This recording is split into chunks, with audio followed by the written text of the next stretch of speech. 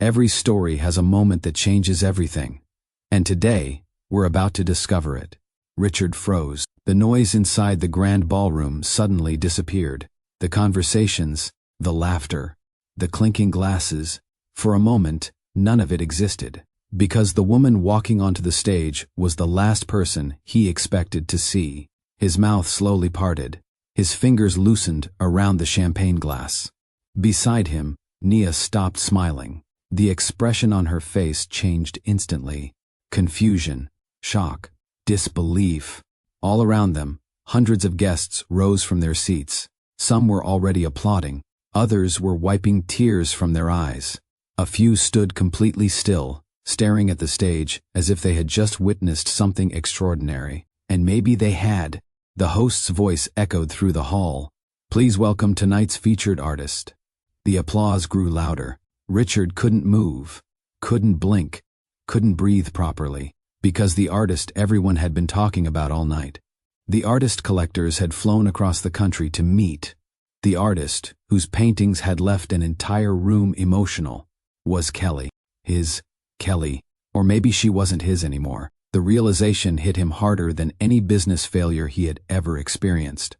Kelly stood beneath the spotlight wearing a simple black dress, no expensive jewelry, no dramatic entrance, no attempt to impress anyone. Yet, somehow she commanded the entire room, not because she demanded attention, because she earned it. And at that exact moment, Richard understood something that made his stomach tighten. For the first time in years, he wasn't the most important person in the room. Kelly was, and she hadn't needed his help to get there. If you've ever watched someone overlook a good person until it was too late, take a moment right now and let me know in the comments. And don't forget to like this video. Those simple actions help YouTube share these stories with more people, and it truly helps this channel grow. Because today's story isn't just about success, it's about recognition. It's about respect. And it's about what happens when someone spends years ignoring the treasure already sitting beside them. Welcome to Mr. Obama Stories, where stories don't just get told. They come alive.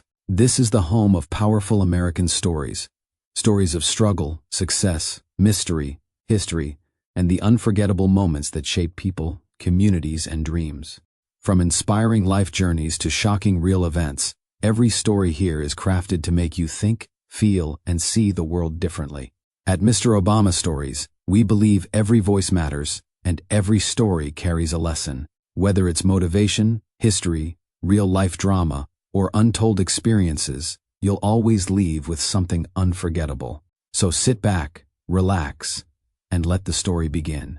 Because here, every story has a meaning, and every meaning has a story. Subscribe and become part of the journey. Now here's the question. How does a man spend years beside someone, love someone, build a life with someone, and still completely fail to see who they really are? That's exactly what happened to Richard.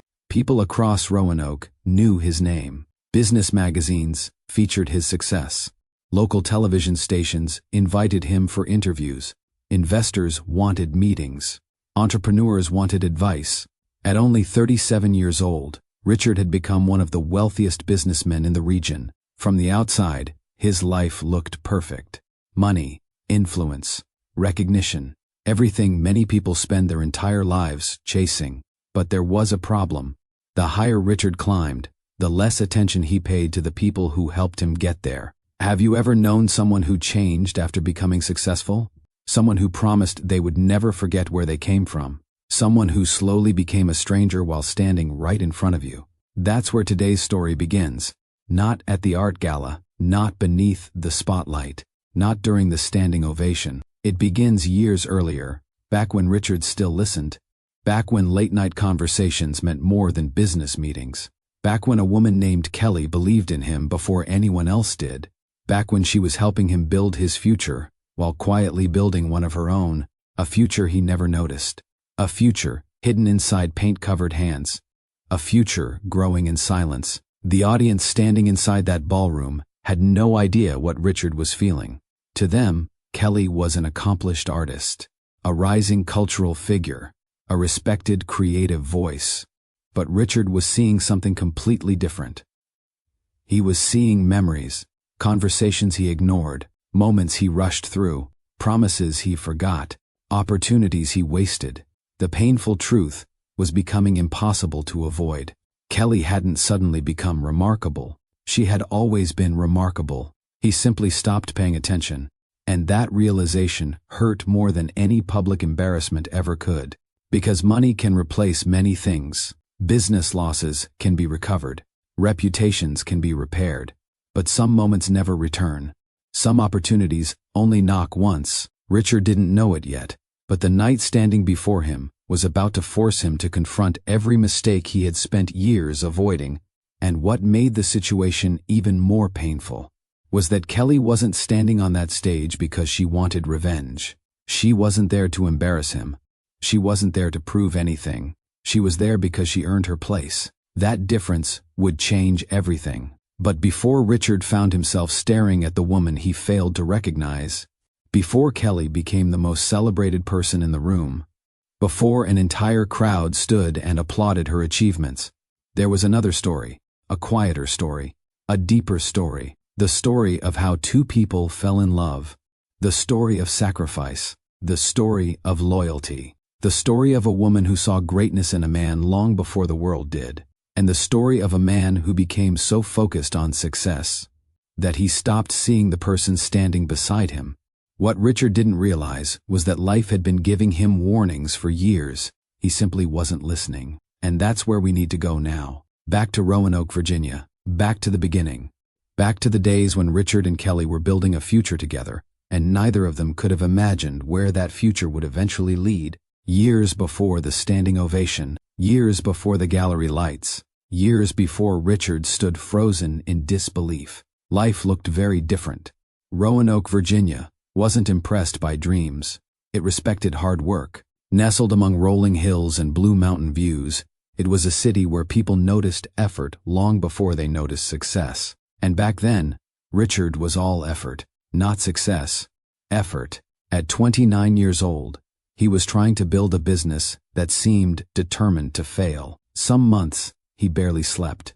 Other months, he barely earned enough to cover expenses. His office wasn't located inside a luxury building. It was a cramped rented space above an aging storefront near downtown. The carpet was worn. The furniture didn't match. The air conditioning worked only when it felt like cooperating. Still, Richard showed up every morning. Every single morning. Because he believed one day things would improve. Most people doubted him. Kelly didn't. That was one of the first things Richard noticed when they met. She wasn't impressed by promises. She wasn't impressed by ambition alone. She paid attention to character. The first time they met was during a community fundraising event. Richard remembered arriving late. Kelly remembered him spilling coffee on himself before speaking. For years afterward, she never let him forget it. "You looked terrified," Kelly would laugh. "I was not terrified. You had coffee on your shirt." "That's not fear." Kelly would grin. "Sure, Richard." Back then, everything felt easy, natural. Neither of them had money. Neither of them cared. The connection formed slowly. A conversation became several conversations. Several conversations became regular dinners. Regular dinners became a relationship neither of them expected. What drew Kelly to Richard wasn't his business plans. It wasn't his future potential. It wasn't the possibility of wealth. It was his determination. She admired the way he kept moving forward even when nobody was cheering for him. And Richard admired something about Kelly that became impossible to find later in the circles he entered. She was genuine. What you saw was exactly who she was. No performance. No pretending. No hidden agenda. Just honesty. The kind of honesty that made people feel comfortable around her. Kelly came from a close-knit black family where everybody seemed connected to everybody. Family cookouts stretched into entire evenings. Birthdays turned into neighborhood celebrations. Sunday gatherings involved enough food to feed an army, and nobody ever left hungry. Richard wasn't used to that. His own upbringing had been far more reserved. The first time Kelly brought him to one of her family gatherings, he looked completely overwhelmed. There were children running through the yard, music playing from speakers, adults laughing loudly from lawn chairs, someone grilling food, someone else telling stories. everybody talking at once.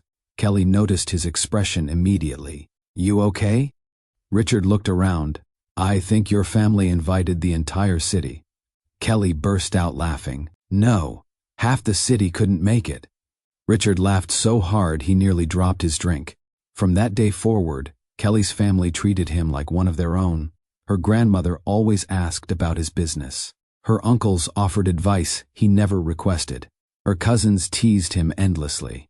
And Kelly loved watching him slowly become part of it all. Those moments mattered, more than either of them realized, because those were the moments that built trust, built connection, built a foundation strong enough to survive difficult seasons. At least, for a while. Richard's business continued struggling during the early years. There were setbacks, missed opportunities, disappointing meetings, investors who promised support and disappeared. One particularly difficult evening, Richard returned home looking exhausted. He sat at the kitchen table without saying a word. Kelly immediately noticed. "Bad day?" Richard rubbed his face. "Bad month." Kelly pulled out the chair beside him. "What happened?" Richard stared at several documents spread across the table. The investor backed out. Kelly remained quiet. Richard continued. "That was the third one." Still, she listened. No interruption, no judgment, just attention. Sometimes that's what people need most. Someone willing to listen. After a long silence, Richard shook his head. "I don't know if this is ever going to work." Kelly looked directly at him. "It will." Richard gave a tired laugh. "You don't know that." "I do." "How?" "Because I've watched you." Richard frowned. "What does that mean?" Kelly leaned back. "It means every time something goes wrong, you get up again." She pointed toward the papers. "Most people quit after one setback." Another point. "You kept going after 10. Another. "You keep showing up." Richard looked down. Kelly smiled. "That's why it'll work." Years later, Richard would remember that conversation, because nobody else spoke to him that way. Nobody else believed that deeply. Nobody else saw him the way Kelly did. The support wasn't financial, it was emotional, and emotional support becomes priceless when everything around you feels uncertain. As their relationship grew stronger, they developed routines. Simple routines, the kind people rarely appreciate until they're gone. Morning coffee together, evening walks, weekend grocery trips, movie nights on the couch, inside jokes nobody else understood. Small moments, ordinary moments, the moments that quietly become the best parts of life. One Saturday afternoon, Richard was working on business projections at their dining table. Papers covered almost every available surface. Kelly walked into the room carrying 2 sandwiches. She looked at the mountain of paperwork, then at Richard, then back at the paperwork. "You know." Richard didn't look up. "Uh-oh. You spend more time with spreadsheets than with me." Richard smiled. "They understand me." Kelly placed a sandwich beside him. "Well, tell your spreadsheets they're sleeping on the couch tonight." Richard laughed. The sound filled the room, and for a few seconds, everything felt perfect. Not because life was perfect, because they were present, fully present.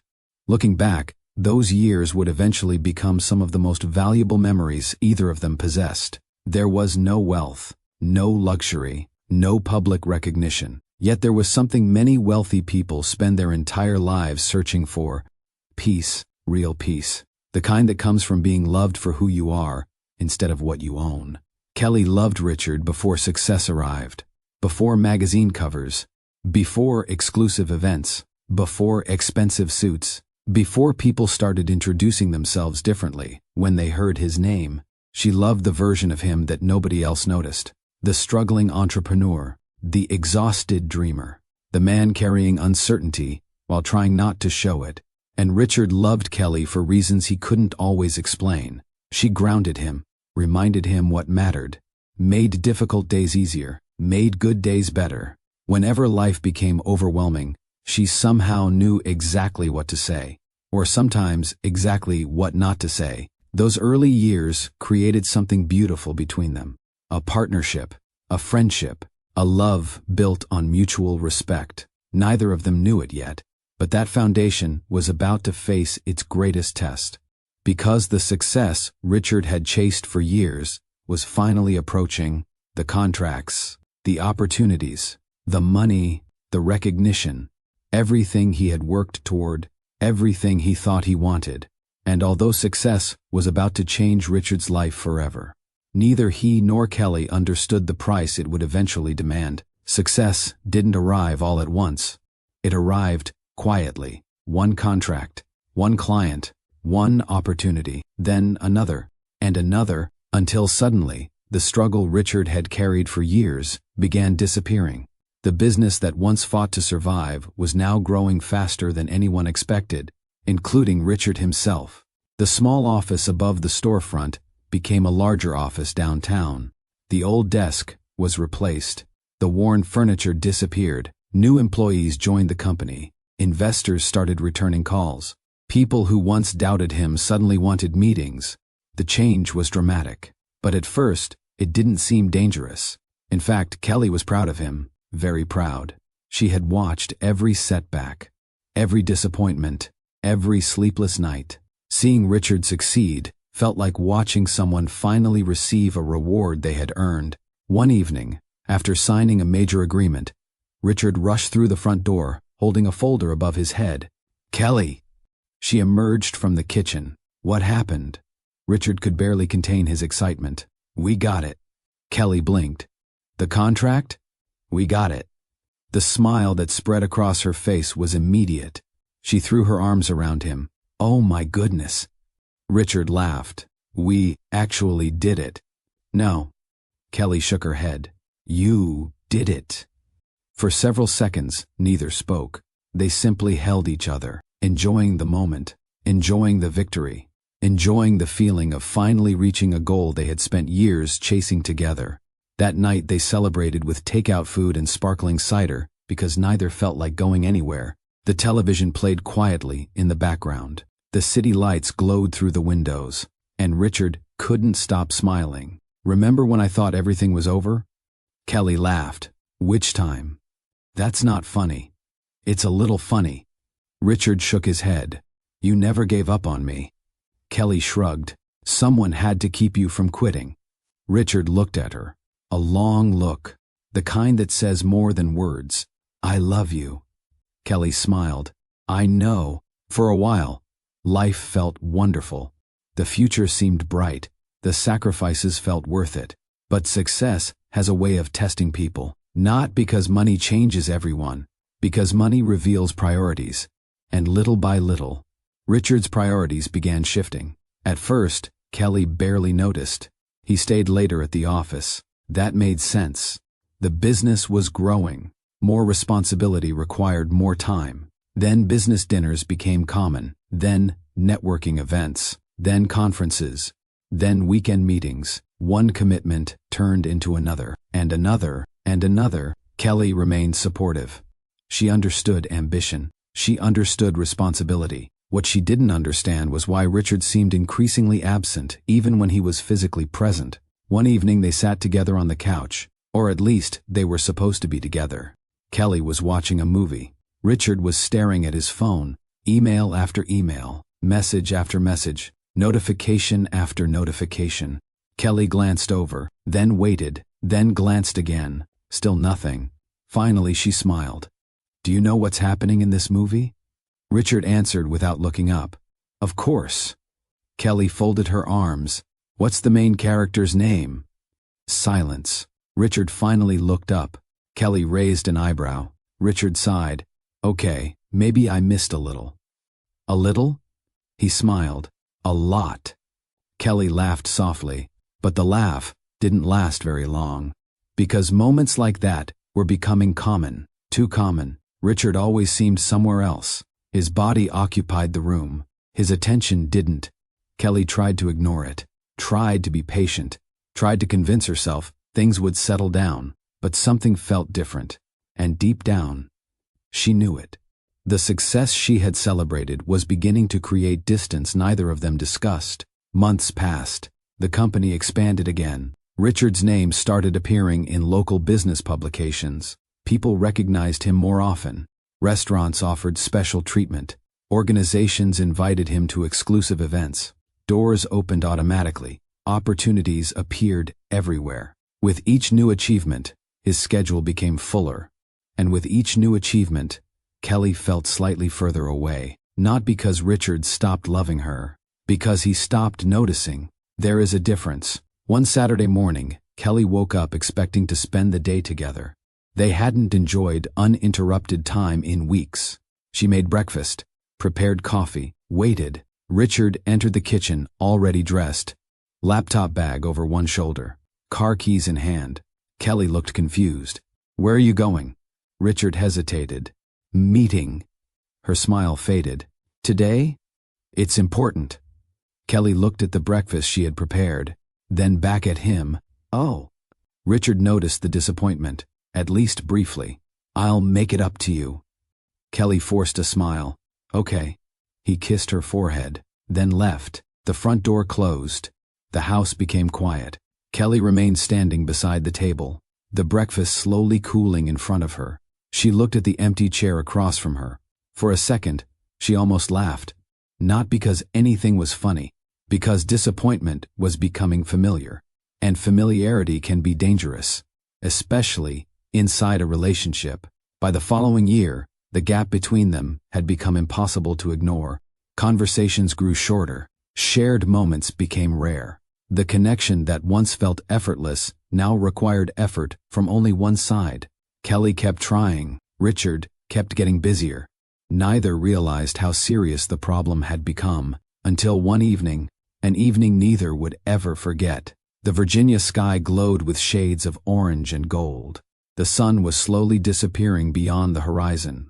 A gentle breeze moved through the trees surrounding their home. Kelly sat beside Richard on the back porch. For several minutes, they watched the sunset in silence. The kind of silence that can feel peaceful or painful. This one felt painful.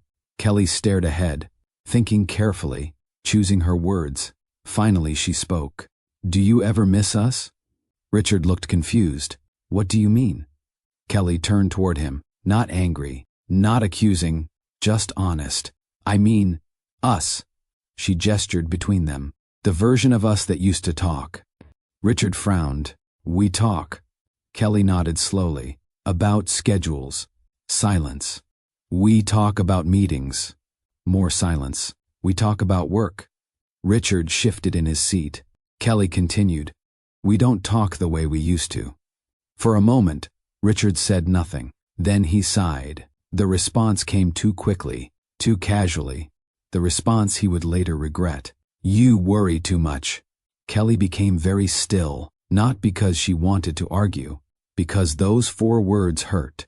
More than Richard realized. She wasn't asking for gifts.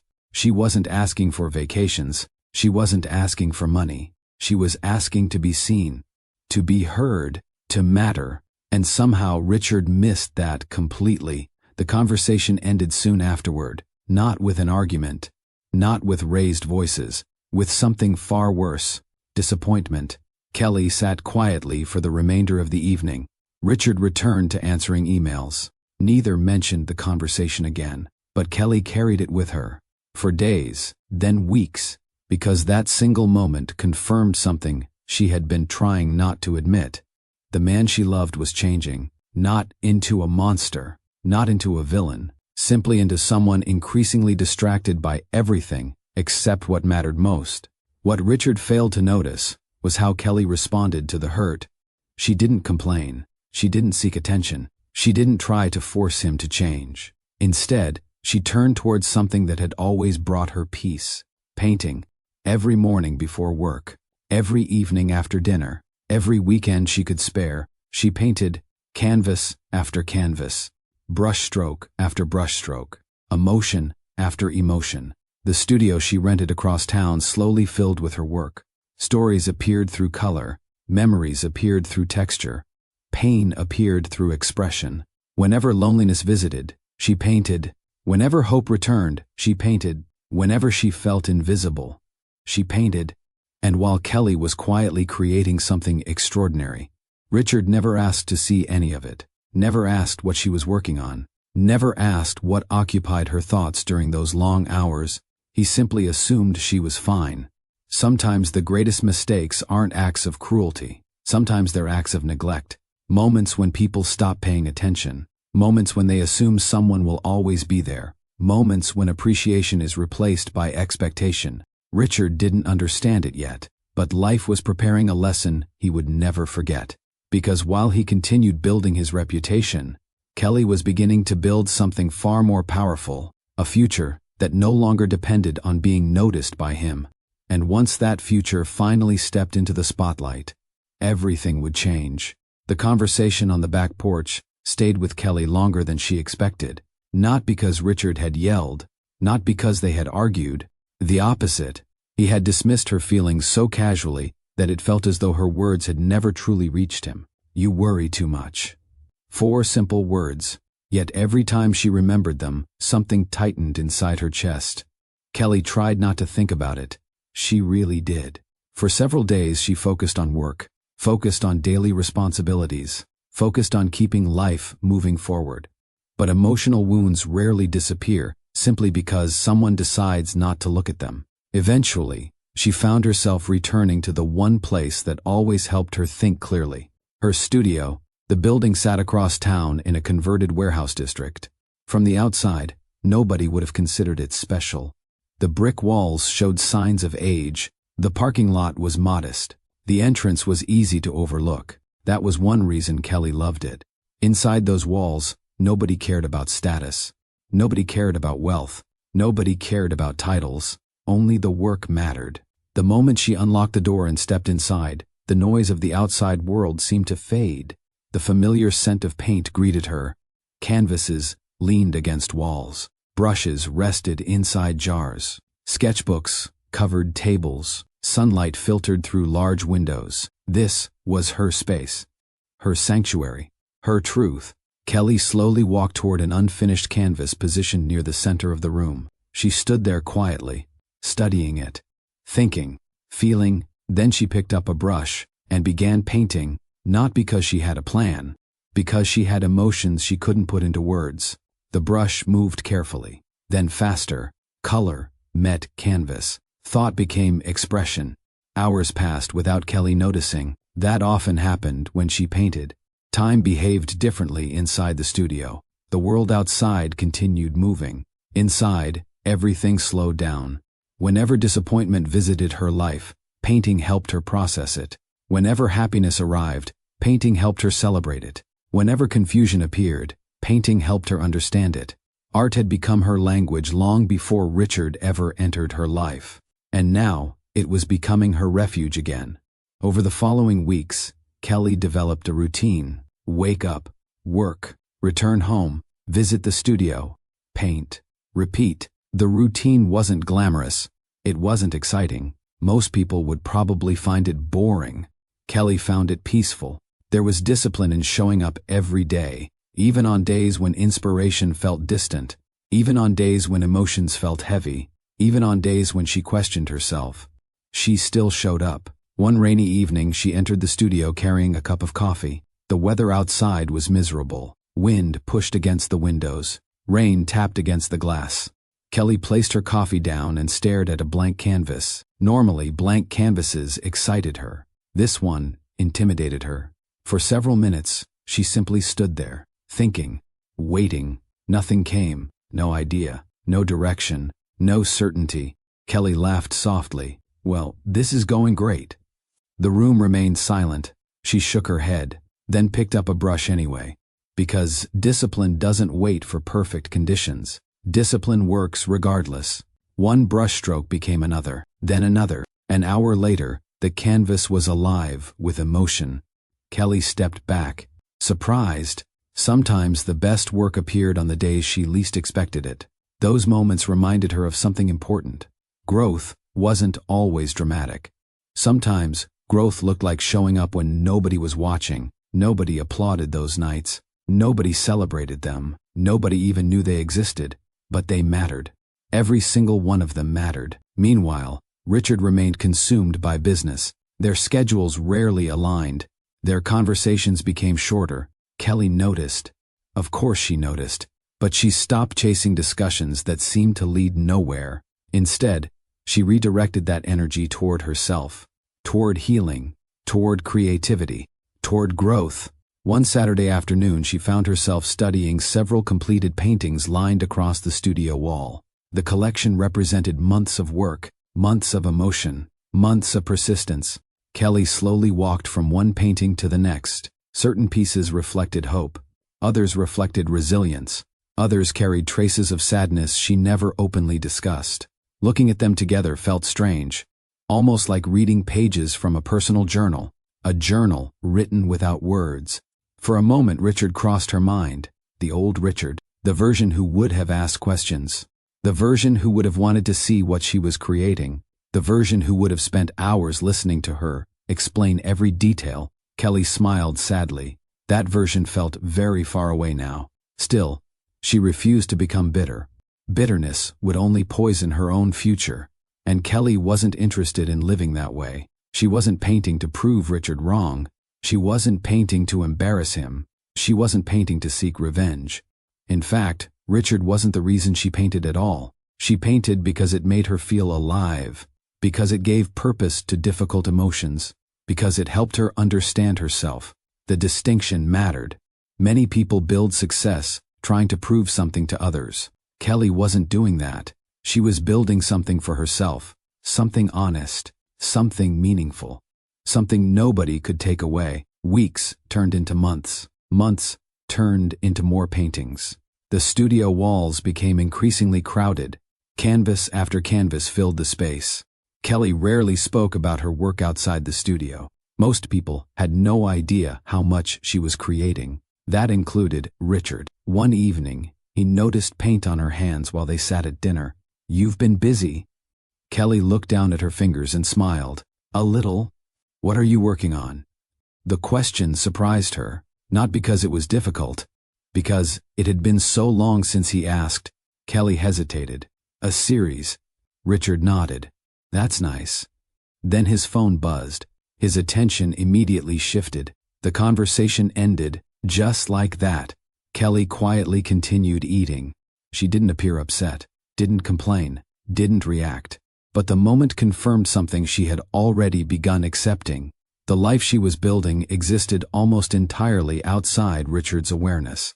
And maybe that was okay, because for the first time in a long time, Kelly was no longer waiting for permission to become who she was meant to be. She was becoming that person anyway. One painting at a time, Kelly's world was growing. Quietly, steadily, one painting at a time. Richard's world was growing too, but in a very different direction. The business had expanded beyond anything he once imagined. New contracts arrived regularly. His company continued attracting attention. More investors wanted meetings. More organizations wanted partnerships. More people wanted access to him. The schedule that once felt busy now felt relentless. Breakfast meetings became normal. Lunch meetings became necessary. Evenings disappeared into networking events. Weekends rarely belonged to him anymore, and with every new achievement, Richard spent more time surrounded by people who admired success, or at least the appearance of it. One Thursday evening, he attended a private business reception at an upscale hotel outside Roanoke. The ballroom buzzed with conversation. Executives exchanged business cards. Investors discussed opportunities. Servers moved through the crowd carrying trays of drinks. Richard had attended dozens of events like this before. Normally, they blended together. This one didn't, because that night was the first time he met Nia. She stood near a group of guests, laughing at something someone had said. Confident, stylish, comfortable in the environment. The kind of person who seemed to understand exactly how these rooms worked. Richard noticed her, then quickly looked away. But later in the evening, their paths crossed again, and then again. Eventually, they found themselves standing beside the same table during a networking session. Nia smiled first. "You're Richard." Richard laughed. "That obvious?" "A little." "That's either flattering or concerning." Nia smiled. "I haven't decided yet." Richard found himself laughing. The conversation flowed easily. Business, travel, local events, nothing inappropriate. Nothing unusual, just two people talking. When the evening ended, Richard didn't think much about it, at least not immediately. A week later, they attended another event, then another, then another. Their conversations became familiar, comfortable, predictable. Nia always seemed genuinely interested in what Richard had to say. She asked questions, listened closely, complimented his accomplishments, celebrated his victories, and after spending years fighting for success, that attention felt rewarding. Richard didn't recognize the danger at first, because emotional boundaries rarely disappear in a single moment. They fade gradually, one small step, then another, until a line that once seemed obvious becomes difficult to see. Back at home, Kelly noticed subtle changes. Nothing dramatic, nothing she could easily point to, just changes.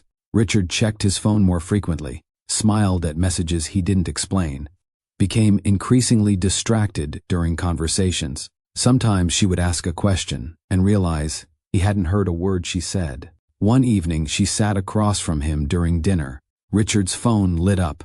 His eyes immediately moved toward the screen. Then he smiled, a small smile, brief, almost invisible. But Kelly noticed.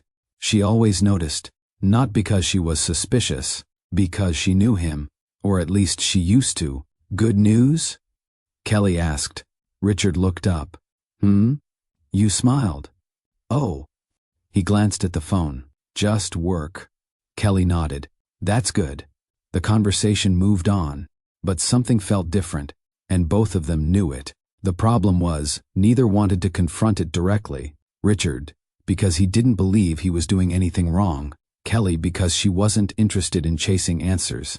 Weeks continued passing. Nia became a regular presence at business functions, fundraisers, networking dinners, corporate celebrations, industry gatherings. Whenever Richard arrived, there was a good chance Nia would be there too. And every time she made him feel important, not respected, important. There was a difference. Respect recognizes character. Importance feeds ego. Richard didn't understand that distinction yet. One evening, Nia joined him and several business associates at an exclusive restaurant. The conversation centered around investments and expansion opportunities. For most of the dinner, Nia simply listened. Then she turned toward Richard. "You know something?" Richard looked up. "What?" "You make all this look easy." Richard laughed. "It definitely isn't easy." "Maybe not." Nia smiled. "But everybody in this room acts like you're the smartest person here." Several people laughed. Richard smiled modestly, but the compliment stayed with him, because compliments have a strange effect when someone hears enough of them. Eventually, they start believing them. At home, life continued moving in a different direction. Kelly spent more time in the studio. Richard spent more time outside the house. The distance between them wasn't explosive. It was gradual, like two people walking in different directions without realizing how far apart they've become. One Saturday evening, Kelly finished a painting earlier than expected. For the first time in weeks, Richard was actually home. She entered the living room carrying 2 mugs of coffee. Richard sat scrolling through messages. Kelly handed him a mug. He smiled. "Thanks." She sat beside him. For a few moments, neither spoke. The silence wasn't uncomfortable. It simply existed. Then Kelly asked quietly, "Do you ever feel tired?" Richard looked up. "Tired?" "Of all of it." He frowned. "What do you mean?" "The events." She shrugged. "The meetings, the constant schedule." Richard thought about it. "A little." Kelly smiled softly. "I miss when things were simpler." For a second, Richard almost responded honestly. Almost, but his phone buzzed. Again, he looked down. Another message, another notification, another interruption. The moment disappeared. Kelly looked away, toward the window, toward the darkness outside, toward thoughts she didn't share. Richard never noticed. Over the following months, Nia became increasingly intertwined with his social world, not his home life, his social world, and that distinction allowed him to justify everything. They weren't hiding together. They weren't making public declarations, but emotional intimacy was growing, conversation by conversation, compliment by compliment. Attention by attention. The danger wasn't what Richard was doing. The danger was what he was no longer doing. He wasn't investing in Kelly, wasn't listening, wasn't paying attention, wasn't protecting the relationship that once meant everything to him. Meanwhile, Kelly continued making a different choice. She chose dignity. Every day, she could have argued, could have demanded explanations, could have searched for evidence, could have turned every evening into a confrontation. Instead, she focused on herself, focused on growth, focused on peace, because she understood something many people never learn. You cannot force someone to value what they refuse to appreciate. That lesson hurt. But it was true. One evening, Kelly stood inside her studio studying a newly completed painting. The colors felt stronger. The message felt clearer. The confidence inside her work was growing. For the first time in a long time, she felt proud, not because anyone praised her, because she knew she was improving. The feeling made her smile, a genuine smile, one that had nothing to do with Richard, nothing to do with relationships, nothing to do with validation. It came from within, and while Kelly was discovering her own strength, Richard remained distracted by a world that constantly rewarded appearances, a world where admiration came easily, a world where status often disguised itself as connection. What he didn't realize was that every choice carries a cost, and sooner or later, someone always pays the bill. Unfortunately for Richard, that moment was getting closer than he imagined. By the time autumn arrived in Roanoke, Kelly had stopped expecting things to change. That realization didn't happen overnight. It arrived slowly, quietly, one missed conversation at a time, one forgotten promise at a time, one lonely evening at a time. For months, she had hoped Richard would notice the growing distance between them. Not because she wanted an argument, because she wanted a partner. The man she had once shared everything with now seemed permanently occupied by something else. Business, meetings, phone calls, events, people. There was always something, always someone, always a reason. At first, Kelly had defended him. When friends asked how things were going, she smiled. When family members expressed concern, she changed the subject. When doubts appeared in her own mind, she pushed them away. She understood pressure. She understood responsibility. She understood ambition. But eventually, understanding becomes exhausting when it only moves in one direction. One Friday evening, Kelly arrived home after spending several hours in the studio. The house was quiet. The kitchen lights were off. The living room sat empty. Richard wasn't home. Again, she wasn't surprised. That was the part that bothered her most. Months earlier, his absence would have disappointed her. Now, it felt normal. Kelly set her keys down and stood in the silence. For a moment, she simply listened. Nothing, no laughter, no conversation, no shared plans for the evening. Just silence. The house suddenly felt larger than usual. She walked into the kitchen and opened the refrigerator, then closed it. She wasn't hungry, at least not for food. What she missed couldn't be found in a refrigerator. She missed connection. The realization hit her harder than expected. Kelly slowly sat down at the kitchen table. The same table where they once spent hours talking. The same table where Richard had celebrated business victories. The same table where she had encouraged him through failures. For a long moment, she stared at the empty chair across from her. Then she smiled. A sad smile. Not because she was defeated, because she finally understood something she had been avoiding. She could not continue carrying the entire relationship alone. Nobody could. Not forever. That evening, Richard arrived home close to midnight. Kelly was still awake, sitting on the couch, reading, at least pretending to read. Richard loosened his tie. "You should be asleep." Kelly looked up. "You should be home." The words weren't aggressive. They were honest. Richard sighed. "Long day." Kelly nodded. That response had become familiar. Long day, busy schedule, important meeting, last-minute event. She could almost predict them before he spoke. Richard sat down. For a few moments, neither spoke. Then Kelly quietly asked, "Are you happy?" The question caught him off guard. "What? Are you happy?" Richard frowned. "Why would you ask that?" Kelly looked at him carefully. "Because she genuinely wanted the answer. Because I don't know anymore." Richard shifted uncomfortably. "I'm fine." Kelly nodded slowly. Fine. Another familiar word. She didn't argue, didn't push, didn't ask additional questions. Because she already knew the conversation wasn't going anywhere. And deep down, Richard knew it too. The following morning, Kelly returned to her studio earlier than usual. She unlocked the door, stepped inside, and immediately felt lighter. Not because her problems disappeared, because this was the one place where she felt completely honest with herself. The studio wasn't asking her to pretend. It wasn't asking her to wait. It wasn't asking her to compete with phones, meetings, or schedules. It simply welcomed her, exactly as she was. Kelly stood in front of one of her unfinished canvases.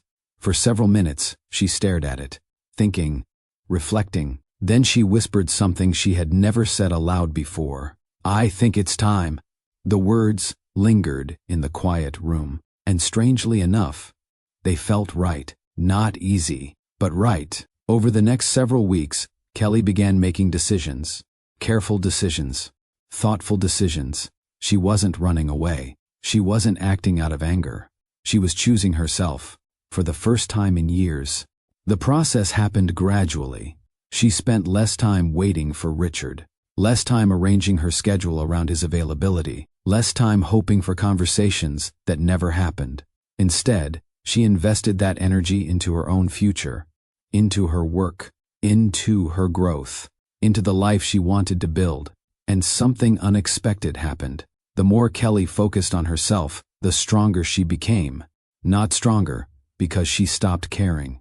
Stronger because she stopped abandoning her own needs. One afternoon she received an email while working inside the studio. At first, she nearly ignored it.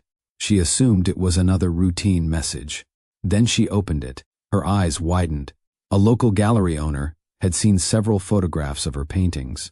The gallery wanted to schedule a meeting. Kelly read the message twice, then a third time, just to be sure. For several seconds, she sat motionless. Not because she expected instant success, because somebody had noticed the work. The work, not her relationship, not her personal struggles, the art itself. A slow smile appeared. A genuine one. The meeting took place the following week. Kelly arrived nervous, excited, hopeful. The gallery owner spent considerable time discussing her paintings, the emotion, the authenticity, the perspective, the stories hidden inside the work.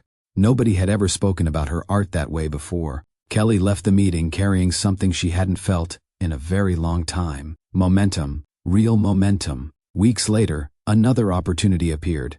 Then another. Small opportunities. Nothing life-changing. Not yet. But enough to suggest that people were beginning to pay attention. Meanwhile, Richard remained completely unaware. He knew Kelly painted. That was all. He didn't know how much she had improved. Didn't know galleries were reaching out. Didn't know opportunities were emerging. Didn't know her confidence was growing. He had no idea. One evening, Kelly returned home after receiving positive news regarding a future exhibition opportunity. Not a major exhibition, but an important step forward. She walked through the front door smiling, excited to share the news. Richard sat at the dining table reviewing documents, his laptop open, phone nearby. Kelly approached. "Something good happened today." Richard looked up briefly. "That's great." Then his attention returned to the screen. The moment passed, just like that. Kelly stood there for several seconds, waiting. Nothing, no question, no curiosity, no interest. Finally, she smiled softly. "Never mind." Richard didn't even realize what had happened. Kelly walked away, not angry, not crying, not frustrated, just certain that the chapter she had been trying to save was already ending. And sometimes accepting reality is healthier than fighting it. As winter approached, Kelly made her decision. There would be no dramatic confrontation, no shouting, no accusations, no public scenes. That wasn't who she was. The relationship had not collapsed because of one terrible moment. It had weakened through countless small ones. And now she was ready to stop holding together something that required effort from both sides. The conversation happened on a quiet evening. No audience, no drama, just Richard and Kelly, exactly as it should have been. Richard noticed immediately that something felt different. Kelly appeared calm. Too calm. She sat across from him and folded her hands. Richard looked concerned. "What's wrong?" Kelly held his gaze. For the first time in a long time, there was no hesitation in her voice. "I think we've been saying goodbye for a while." Richard stared at her, confused. "What does that mean?" Kelly's expression remained gentle. "It means I've been trying to hold on to something that hasn't existed for a long time." The room became very quiet. Richard opened his mouth, then closed it. For perhaps the first time in years, he didn't have an immediate answer. And while he searched for one, Kelly already knew hers, because she wasn't walking away from Richard out of anger. She was walking toward herself. Before we continue, if this story is touching you in any way, take a moment to like the video, subscribe to Mr. Obama Stories, and share it with someone who believes in growth, dignity, and second chances. Because Kelly's journey is only beginning. What neither Kelly nor Richard realized was that the choices made during this season were about to change both of their lives forever. One was quietly becoming the person she was meant to be. The other still hadn't noticed. But life was preparing a lesson that neither of them would ever forget. Walking away from the relationship had been painful. Kelly never pretended otherwise. Some mornings she still woke up expecting to hear Richard moving around the house. Some evenings certain memories arrived without warning. A song, a restaurant, a familiar street. Small things carried reminders. But something important had changed. The reminders no longer controlled her. She was moving forward. Not quickly, not perfectly, but forward. And for the first time in years, her future felt like her own. The studio became the center of that future. Nearly every day, Kelly arrived carrying the same quiet determination. She wasn't chasing fame, wasn't chasing attention. She simply wanted to become better than she had been the day before. That mindset transformed everything. One afternoon, she stood inside the gallery that had contacted her months earlier. Several of her paintings were displayed along a wall. Seeing them outside her studio felt strange, almost unreal. For years, those paintings had existed in private. Now strangers were stopping to study them. Some visitors lingered for several minutes. Others walked away and returned later for another look. Kelly stayed near the back of the room, observing, listening, learning. A middle-aged woman paused in front of one painting for a long time. Eventually, she wiped her eyes. Kelly noticed immediately. The reaction surprised her, not because someone was emotional, because she had never witnessed a stranger connect with her work in real time. The woman eventually approached her. "You painted these?" Kelly nodded. "Yes." The woman glanced back toward the artwork, then back at Kelly. "That painting reminds me of my mother." Kelly smiled softly. The woman continued. "I don't know how to explain it." "You don't have to." The woman laughed through lingering emotion. "Good." For several seconds neither spoke. Then the woman added something Kelly would remember for a very long time. "It feels honest." After she left, Kelly stood quietly near the display. Honest. Of all the compliments someone could offer, that one meant the most, because honesty was exactly what she had poured into every canvas. No performance, no imitation, just truth. The gallery exhibition lasted several weeks, and during those weeks, something unexpected happened. People started talking. Not loudly, not dramatically, just enough. Visitors mentioned her work to friends. Friends mentioned it to other people. Conversations expanded naturally. Kelly's name began appearing in local art discussions. Small at first, then increasingly often. One evening, the gallery owner approached her carrying exciting news. A collector wanted to purchase one of her paintings. Kelly blinked. "Purchase?" The gallery owner smiled. "That's usually how it works." Kelly laughed. "I know, I just..." She shook her head. The moment felt surreal. For years she had created art without expecting anything in return. Now someone wanted to bring one of those pieces into their home. The realization was emotional, not because of the money, because of what it represented. Connection. The collector wasn't buying paint. The collector was responding to a story, to an emotion, to an experience. Kelly completed the paperwork with trembling hands. That night she sat alone in her studio, staring at the empty space where the painting had once stood. A strange mixture of emotions filled her chest. Pride, gratitude, disbelief. The room felt different. One painting was gone, but somehow the future felt larger. The first sale led to another, then another. Slowly, steadily, nothing happened overnight, and Kelly preferred it that way. Every opportunity felt earned. Every step forward felt real. Months passed. The audience surrounding her work continued growing. People shared photographs online. Visitors posted reactions. Art communities discussed her paintings. A local review highlighted the emotional depth within her work. Another article praised her ability to tell stories through imagery. Kelly never became obsessed with attention, but she appreciated something about it. The attention wasn't focused on her personal life. It wasn't focused on relationships. It wasn't focused on drama. People were responding to the work itself. That mattered. One evening, she opened social media after finishing a long day in the studio. Normally, she spent very little time scrolling. This time, she noticed dozens of notifications, comments, messages, mentions. Many came from people she had never met. One message stood out. The sender wrote, "Your painting made me call my father after 5 years." Kelly stared at the screen, then read the message again. 5 years. A painting had inspired someone to reconnect with family. For several moments, she simply sat there, speechless. That reaction stayed with her, because it reminded her that art could do something powerful. It could make people feel seen. And perhaps that was why her work connected so deeply. Kelly wasn't painting perfection. She was painting real life, real hope, real loss, real strength. The emotions people often carried silently. As her audience expanded, invitations began arriving from additional galleries. Some wanted meetings. Others wanted exhibitions. Several requested samples of future collections. Kelly handled every opportunity carefully. She remained disciplined, grounded, focused.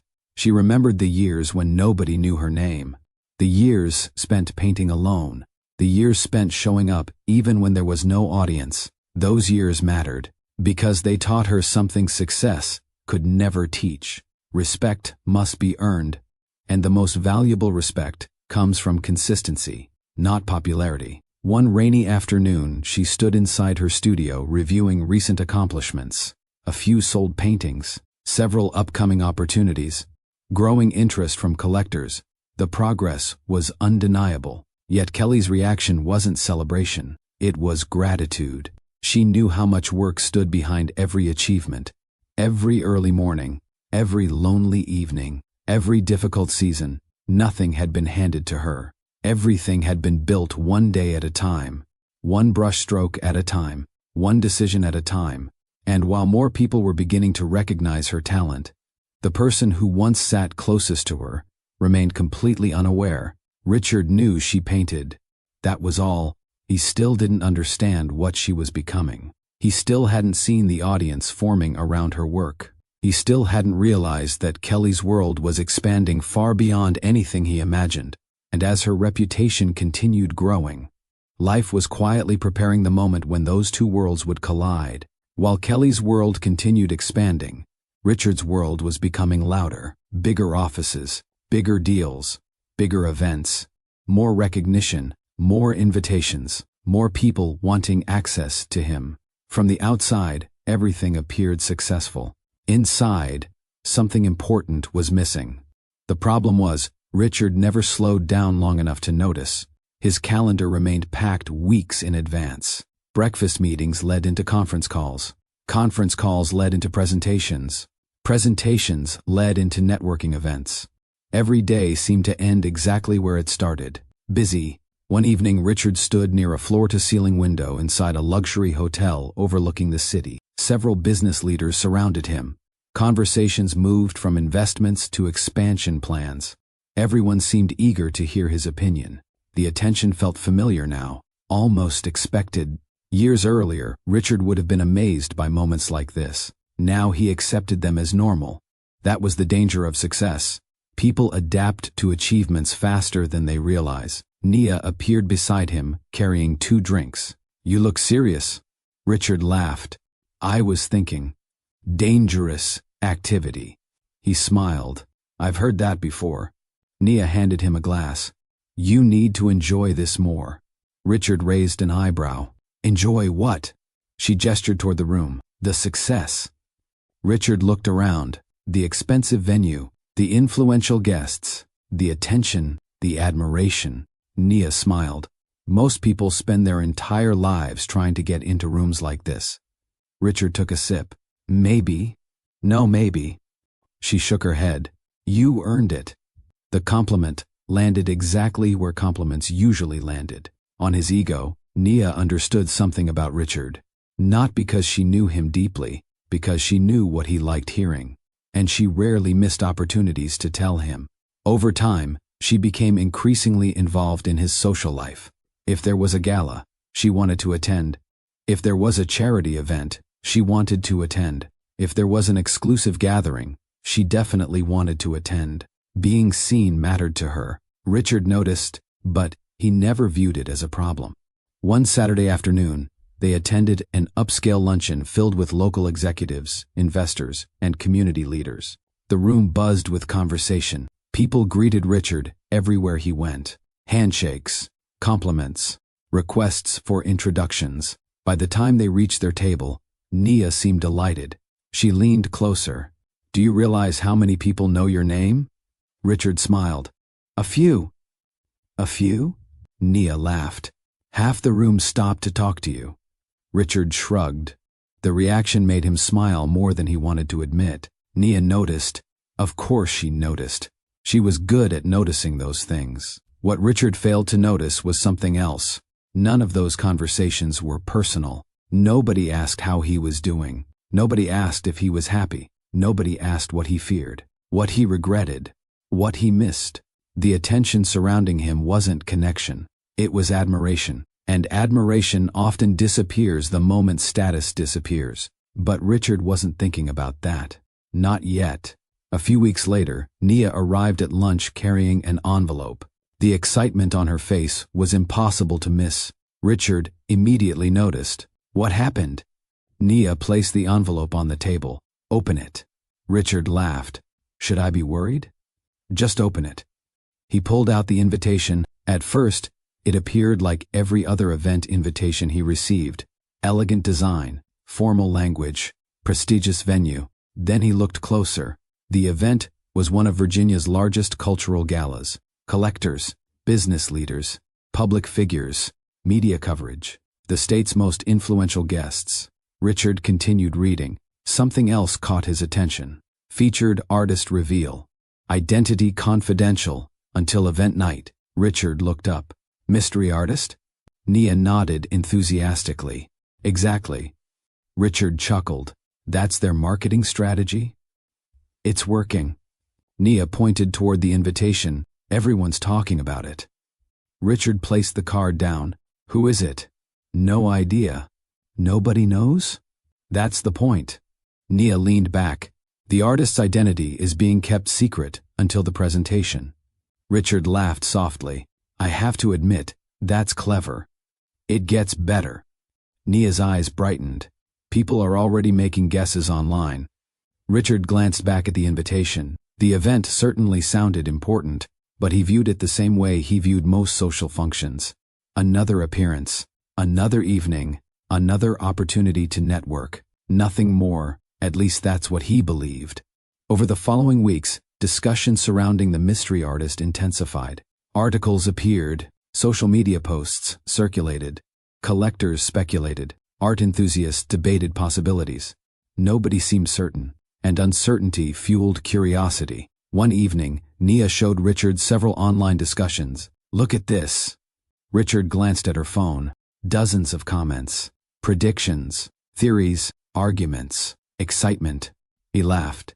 People are really invested in this. They should be. Nia scrolled further. The featured artist's previous exhibitions sold out. Richard looked mildly impressed. That's significant. It gets better. She pointed toward another article. Several major collectors are flying in for the reveal. Richard whistled softly. Now that's impressive. For the first time, The event gained a little more of his attention, not because of the art, because of the influence surrounding it. The audience interested him. The opportunities interested him. The connections interested him. The artwork itself remained secondary. Meanwhile, Kelly continued building momentum completely outside his awareness. The contrast was remarkable. One world revolved around status. The other revolved around substance. One demanded attention. The other earned respect. Yet Richard remained too distracted to recognize the difference. A month before the gala, Nia brought up the event again during dinner. "We're definitely going." Richard nodded. "Looks that way."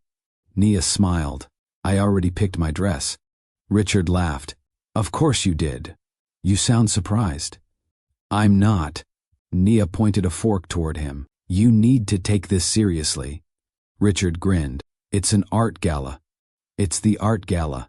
The emphasis made him laugh again, but Nia wasn't entirely wrong. The event had become one of the most anticipated gatherings in the state. Every week seemed to generate additional publicity. Every week seemed to create more speculation. The mystery continued growing, and with each passing day, anticipation increased. One evening, Richard found himself reading an article discussing the upcoming reveal. The article described the featured artist's work as emotionally transformative, powerful, deeply human, capable of leaving audiences speechless. Richard paused. For some reason, those descriptions stayed with him. Perhaps because they felt different from the language normally used in business circles. He reread one sentence. "The artwork reminds viewers of what truly matters." Something about that line felt strangely familiar. He couldn't explain why. After a few moments, he closed the article and returned to work. The feeling passed, or at least he thought it had. As the gala approached, excitement reached another level. Guests confirmed attendance. Collectors arrived from different cities. Media coverage expanded. The mystery artist became one of the most discussed topics in Virginia's cultural community. And through it all, Richard remained completely unaware of the truth standing directly in front of him. He had no idea that the woman everyone wanted to meet was Kelly. No idea that the artist generating so much attention was Kelly. No idea that the paintings attracting collectors belonged to Kelly. Life was moving both of them toward the same destination, the same room, the same night, the same moment. One of them knew exactly what was coming. The other was about to receive the surprise of his life. And with every passing day, that moment moved closer. The phone call came on a quiet Tuesday afternoon. Kelly had been working in the studio for most of the day. A half-finished painting rested on the easel. Soft music played in the background. Outside, sunlight streamed through the large windows. It felt like an ordinary day, the kind of day she had experienced hundreds of times before. Nothing suggested that her life was about to change. Her phone vibrated on a nearby table. Kelly wiped paint from her hands and glanced at the screen. An unfamiliar number. Normally, she would have ignored it. Something made her answer. "Hello?" A voice greeted her professionally. "Hi, Kelly. Do you have a few minutes?" Kelly straightened slightly. "Of course." What followed left her speechless. The organizers of Virginia's largest upcoming art gala had reached a decision. After reviewing numerous artists and collections, they had selected one featured exhibition for the event. One featured artist, one collection, one centerpiece presentation, and they wanted Kelly. For several moments she couldn't respond. The words felt unreal, as though they belonged to someone else's life. The voice on the phone continued explaining details. Kelly listened carefully. Every sentence seemed bigger than the one before. Featured artist, main exhibition, collectors, media coverage, statewide attention. By the time the conversation ended, Kelly remained standing in the center of her studio, completely motionless. The room looked exactly the same. The canvases remained where they had always been. The sunlight still filled the space. Yet everything felt different. Because a door she never expected to open had just swung wide. Slowly, Kelly sat down, then laughed. Not because anything was funny, because sometimes joy arrives so unexpectedly that laughter becomes the only possible reaction. For years, she had painted without expecting recognition. For years, she had worked in silence. Now the opportunity standing before her was larger than anything she had imagined. Still, after the excitement settled, another emotion arrived: humility. Kelly understood how much work had brought her to this moment. Every early morning, every lonely evening, every difficult season, every canvas, nothing about this opportunity had appeared by accident. It had been built, brushstroke by brushstroke. The following week she met with the event organizers. The meeting lasted several hours. They discussed logistics, artwork selection, presentation plans, guest attendance, media arrangements. Near the end of the meeting, one organizer presented an unusual idea. "We'd like to keep your identity confidential until the event." Kelly looked surprised. "My identity?" The organizer nodded. "The artwork will be promoted." Another nod. "The exhibition will be promoted." Another, "But not the artist." Kelly leaned. The organizer nodded. "The artwork will be promoted." Another nod. "The exhibition will be promoted." Another, "But not the artist." Kelly leaned forward slightly. "I don't understand." The organizer smiled. "We want people to experience the work first." Kelly listened carefully. The organizer continued. "Too often people form opinions based on names, backgrounds, or reputation." Another organizer joined the explanation. "We want every guest walking into that room to react honestly to the art itself, not to the artist." For several moments, Kelly considered the idea. Then she smiled. It actually made sense. The paintings had always spoken for her, long before she ever did. Why should that change now? So nobody will know? The organizer laughed. "A very small number of people involved with the event. But guests won't. Collectors won't. Media won't." Kelly looked thoughtful. "And the reveal happens during the presentation?" "Exactly." A smile slowly appeared on her face. "Okay." The organizer extended a hand. "We're excited to work with you." Kelly shook it. "So am I." When the meeting ended, she stepped outside into the afternoon sunshine. Cars moved through nearby streets. People hurried along sidewalks. Life continued normally, yet she felt as though she was carrying a secret too big to explain.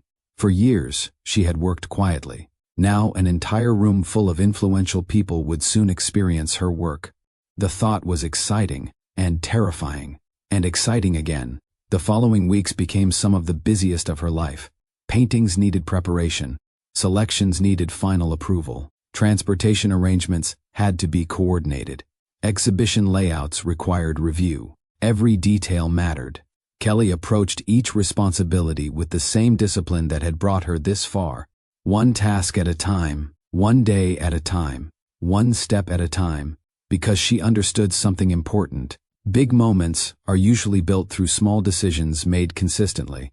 Late one evening, she finally found herself alone inside the studio. The preparations for the gala were nearly complete. Most of the selected pieces stood carefully arranged throughout the room. The space felt different now, almost ceremonial. Kelly slowly walked between the paintings, stopping occasionally, studying them, remembering each canvas represented a chapter of her life. Some reflected hope, others reflected healing, others carried traces of difficult seasons she had survived. As she moved through the studio, memories surfaced naturally, not just memories connected to the paintings, memories connected to her journey. The years nobody noticed, the years nobody asked questions, the years when the work existed only inside these walls. Kelly paused in front of one particular painting. A faint smile touched her face. That piece had been created shortly after the painful conversation on the back porch, the conversation she would never forget. "Do you ever miss us?" The memory still felt vivid, not because of the answer, because of what it revealed. For the first time, she realized just how alone she had felt. Kelly folded her arms and continued looking at the painting. Then, naturally, her thoughts drifted toward Richard. Not the businessman, not the public figure, not the version everyone else knew. The Richard she met years ago, the man with coffee on his shirt at a community event, the man who laughed until tears filled his eyes during family cookouts, the man who doubted himself and secretly worried about failing. The man who once sat beside her and shared dreams about the future. That Richard had been real. She knew he had, which made everything harder. Because if he had always been selfish, moving on would have been easier. If he had always been careless, the loss would have hurt less. But life is rarely that simple. People change. Sometimes gradually, sometimes without realizing it. Kelly stood quietly, thinking, reflecting. For a moment she wondered how Richard was doing. The thought surprised her. After everything that had happened, part of her still hoped he was okay. Not because she wanted him back. Not because she regretted her decision. Because compassion had survived where resentment never took root. Pain had changed her, but it hadn't hardened her. That mattered. Kelly believed bitterness asked too high a price. It demanded peace. It demanded joy. It demanded the future. And she wasn't willing to surrender those things, so she chose something else. Grace, not for Richard's sake. For her own. The realization brought a sense of calm. A deep calm. The kind that only arrives after a difficult season has finally ended. Outside, darkness settled over Roanoke. Inside the studio, soft light illuminated the paintings surrounding her. Kelly slowly sat on a stool near the center of the room, the same stool she had occupied hundreds of times before. For several minutes, she simply looked around, at the artwork, at the journey, at the life she had built, a life nobody handed to her, a life she created herself. The silence felt peaceful. Then her phone buzzed. A message from the gala organizers. Final attendance numbers. Several additional collectors had confirmed. Media coverage was expanding. Interest in the mystery artist reveal was growing rapidly. Kelly read the message twice, then set the phone down. The event was becoming bigger than she realized. Much bigger. Across Virginia, people were speculating, guessing, debating, trying to identify the mystery artist. None of them were close, and that included Richard. Kelly couldn't help smiling at the thought, not because she wanted to embarrass him, because life sometimes creates situations nobody could predict. At that exact moment, Richard was likely attending another business dinner, another networking function, another event surrounded by people discussing success, completely unaware that he was only weeks away from the biggest surprise of his life. The irony was almost unbelievable. The woman he once knew better than anyone else was about to become the one person he failed to recognize. Kelly rose from the stool and walked toward the exit. Before leaving, she turned back for one final look at the studio. The paintings stood quietly beneath the lights, waiting, just like she had waited once. Only this time, the waiting was different. This time, opportunity was waiting. This time, recognition was waiting. This time, the truth was waiting. And very soon, an entire room full of people would discover what Richard had overlooked for years. Meanwhile, across town, Richard accepted the gala invitation without a second thought. Nia was already planning the evening, the guest list, the attention, the photographs, the excitement. Neither of them knew who the featured artist was. Neither of them knew what awaited them. Neither of them understood that every decision made over the past several years was leading toward a single moment. One room, one stage, one reveal, and when that moment finally arrived, nothing would ever be the same again. The night finally arrived. For weeks, Virginia had been talking about the gala. Collectors had discussed it. Business leaders had discussed it. Art enthusiasts had discussed it. The mystery surrounding the featured artist had transformed a prestigious event into the most anticipated cultural gathering of the season. Now the waiting was over. The venue stood illuminated against the evening sky. Elegant lighting highlighted the architecture. Luxury vehicles lined the entrance. Guests stepped onto the red carpet, while photographers captured arrivals. Everything about the evening signaled importance. Inside, preparations had been completed hours earlier. Paintings had been carefully positioned. Exhibits had been arranged. Every detail had been reviewed repeatedly. Tonight, hundreds of people would experience the collection for the first time, and only one person knew exactly how significant that experience would become: Kelly. Several floors above the main ballroom, she sat quietly inside a private preparation room. The sounds of the event drifted faintly through the walls. Voices, footsteps, Music. The gala had begun. Kelly looked down at her hands. Oddly enough, they weren't shaking. A year earlier, they probably would have been. Now she felt calm. Not because she lacked emotion, because she knew she had earned her place here. Meanwhile, guests continued arriving downstairs. Among them were Richard and Nia. The moment they entered the venue, attention followed. Several people immediately recognized Richard. Handshakes began almost instantly. Business associates approached. Investors greeted him warmly. Event organizers welcomed him personally.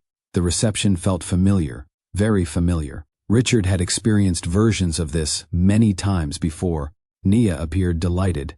She adjusted her evening gown and smiled. "I told you everybody would be here."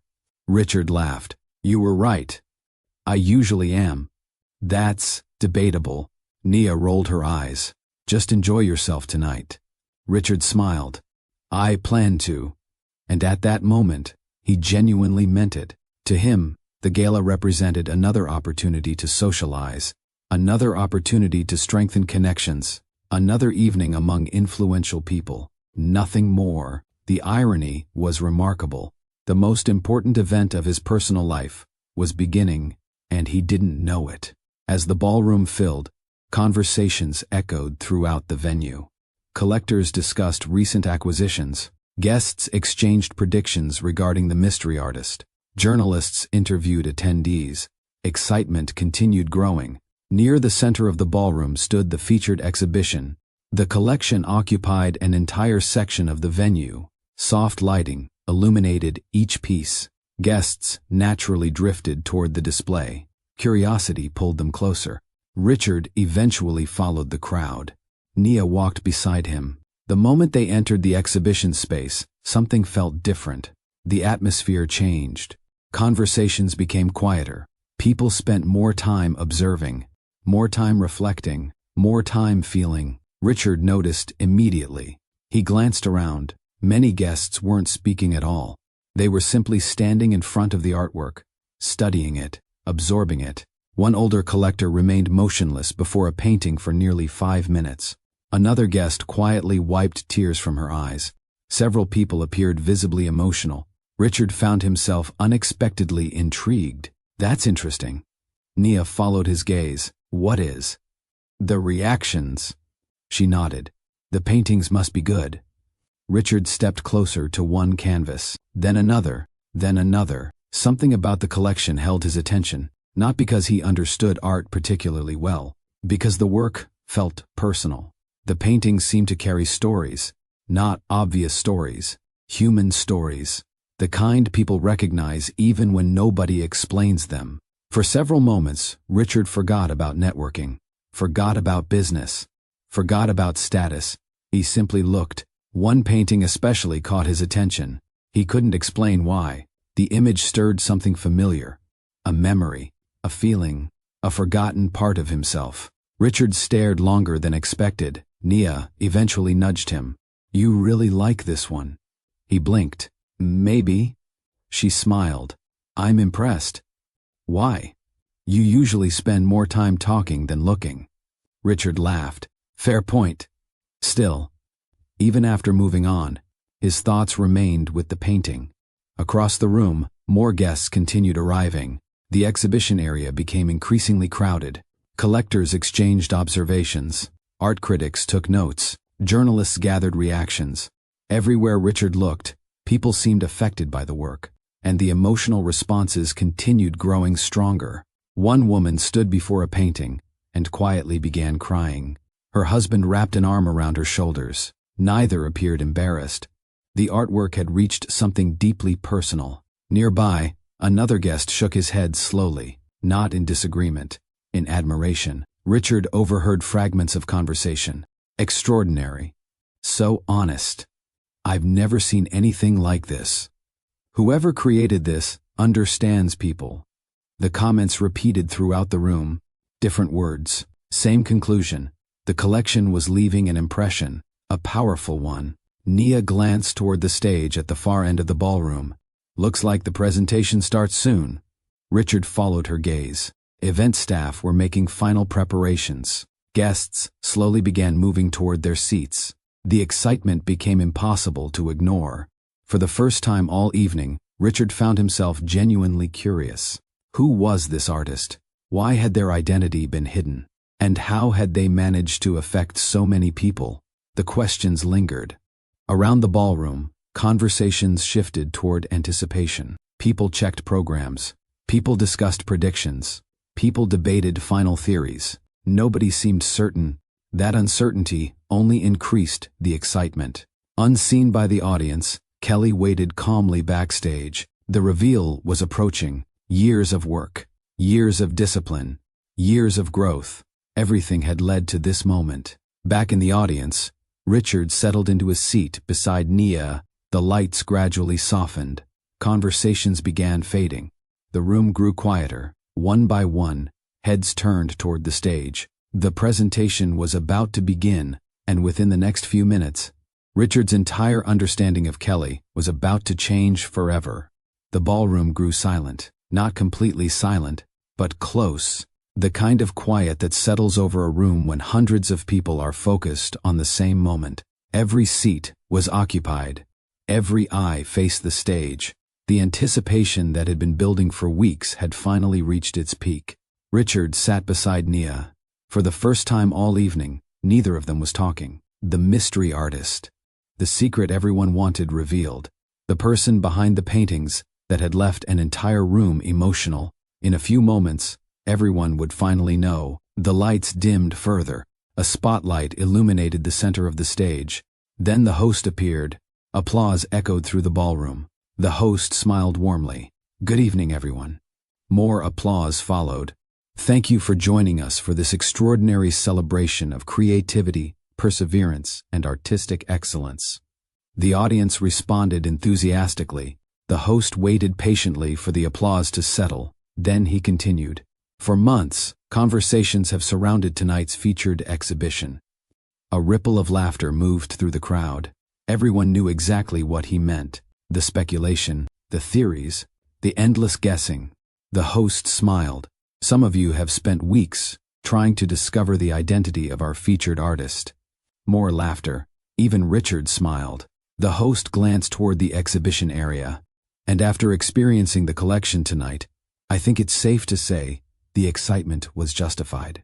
That statement received immediate applause, louder than before, much louder, because everyone in the room had experienced the same thing.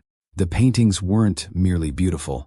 They made people feel something. The host allowed the applause to continue. Then he spoke again. "What makes great art special isn't technical skill alone." The room quieted. "It's honesty." A pause. "It's courage." Another pause. "It's the ability to tell the truth about life in a way that reminds us we're not alone." Several people nodded. Others listened carefully. The host continued. "Tonight's featured artist has spent years creating work that speaks to resilience." Images from the collection appeared on a giant screen behind him. The audience immediately recognized them. Several guests smiled. Others became emotional all over again. The paintings looked even more powerful displayed on such a large scale. These works explore family. Another image appeared. Identity. Another. Hope. Another. Loss. Another. And the strength required to keep moving forward. For several moments the room remained captivated. Richard found himself staring at the screen. The images stirred emotions he hadn't expected. One painting in particular reminded him of something, or someone. The feeling lingered. Uncomfortable. Unexplained. Beside him, Nia leaned forward slightly. "This is actually incredible." Richard nodded. "It really is." The host continued. "Over the past year, collectors have pursued these works. Images shifted again. Audiences have connected deeply with them. Another image. Critics have praised them. Another. And tonight, we celebrate the artist responsible." The room erupted into applause. Excitement surged instantly. This was the moment everyone had been waiting for. The host raised a hand. The applause gradually settled. Then he smiled. "And now, Dawn." A long pause. The audience leaned forward. "And now." Another pause, longer this time. The anticipation became almost unbearable. Richard crossed his arms. Waiting. Nia smiled excitedly. Waiting. Every guest in the room seemed frozen in expectation. Waiting. The host looked toward the wings of the stage, then finally spoke. Please join me in welcoming tonight's featured artist. The spotlight shifted. A single beam of light illuminated the stage entrance. For 1 second, nothing happened. For 2 seconds, still nothing. Then a figure stepped forward. Richard glanced casually toward the stage and froze. Everything inside him stopped. His breathing, his thoughts, his ability to process what he was seeing. For a moment, his mind refused to accept it, because the woman walking confidently beneath the spotlight was Kelly. The ballroom exploded. Applause thundered through the room. People immediately rose from their seats, one row, then another, until hundreds of guests stood together, cheering, celebrating, honoring her achievement. A standing ovation, not polite applause, not courtesy, a genuine standing ovation, the kind reserved for moments people never forget. Kelly stepped fully into the spotlight, elegant, composed, confident, not the confidence that comes from attention, the confidence that comes from years of discipline, years of effort, years of showing up when nobody was watching. The audience continued applauding. Some guests even wiped tears from their eyes. Richard couldn't move. The sound around him seemed distant, muted, as though the entire room existed underwater. His eyes never left the stage. Kelly, Kelly, Kelly. His mind repeated her name over and over, trying to make sense of what he was seeing, trying to understand how this was possible. Beside him, Nia looked equally stunned. Her mouth slowly opened, then closed, then opened again. For perhaps the first time since Richard had known her, she appeared completely speechless. That's... She stopped. Richard didn't answer. He couldn't, because memories were crashing into him all at once. Kelly in the studio. Kelly with paint on her hands. Kelly mentioning projects. Kelly spending evenings creating. Kelly disappearing into her work. Moments he ignored. Moments he dismissed. Moments he never bothered to understand. Each memory struck harder than the last. The realization became impossible to escape. Kelly had not suddenly become extraordinary.